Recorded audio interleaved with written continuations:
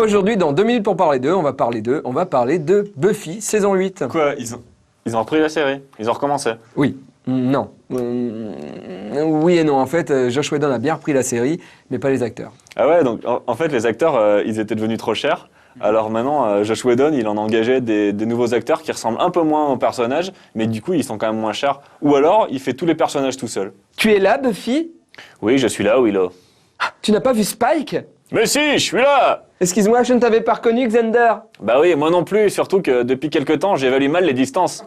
D'ailleurs, t'as raison de faire une vanne sur le fait que Xander soit borgne, parce que dans le comics de Buffy, car oui, la saison 8 de Buffy est en comics, il y a plein de vannes sur le fait que Xander soit le Nick Fury de l'univers Buffy. Ah ouais, donc maintenant Buffy, c'est en BD. Ouais, et le passage en comics, en fait, ça fait un peu perdre en rythme et en meuf bonne. Parce que les meufs dessinées style vieux comics, c'est moins bien. Puis en plus, Buffy qui se ressemble pas une case sur l'autre, c'est un peu nul. Ah ouais, c'est nul.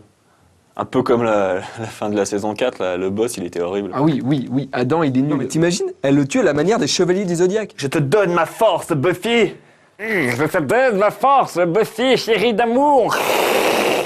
Je te donne ma force, Buffy! Ah, pardon. Non, moi, je le trouvais vraiment moche à la base. C'était un des effets spéciaux que je trouvais vraiment mal fait. Il y a plein de trucs mal faits dans Buffy quand même, niveau effets spéciaux. Ouais, mais pas les scénars. Angel, il est mal fait niveau. Ah oui, je sais pas pourquoi ils lui ont mis du gras et tout dans les yeux. C'est bizarre. On dirait un frère Baldwin. Pour en revenir à la saison 8, est-ce qu'il y a toujours le personnage de Dawn, la sœur de Buffy, qui était super chiante, qui est un personnage assez horrible et emmerdant, et que la plupart des fans détestaient? Est-ce qu'elle est toujours dans la saison 8, donc dans la BD? Ce qui est bien avec Joss Whedon, c'est qu'il écoute pas vraiment ses fans, ou alors il aime bien les emmerder. Et donc là, Dawn, non seulement elle est toujours dans la saison 8, mais en plus, il l'a rendue géante. Et elle se plaint tout le temps d'être géante. Et donc elle fait chier tout le monde. Et elle est même pire que dans la série télé. Elle est géante carrément, quoi. Géante. Ce qu'il y a de bien avec la bande dessinée, c'est que Joss Whedon peut faire tout ce qu'il n'avait pas le budget de faire dans la série. Donc il y a de la magie, des super pouvoirs, du combat, des meufs géantes. C'est-à-dire que là, maintenant, les vampires, quand ils se prennent un pieu dans le cœur, c'est bien fait quand ils se transforment en poussière. Il n'y a pas de vampires dans le premier volume. Alors peut-être qu'il y en aura après, mais dans le premier volume, il n'y en a pas. Alors je sais pas. Buffy, saison 8, donc en BD, est-ce que c'est validé ou pas? Buffy, saison 8, c'est vachement bien.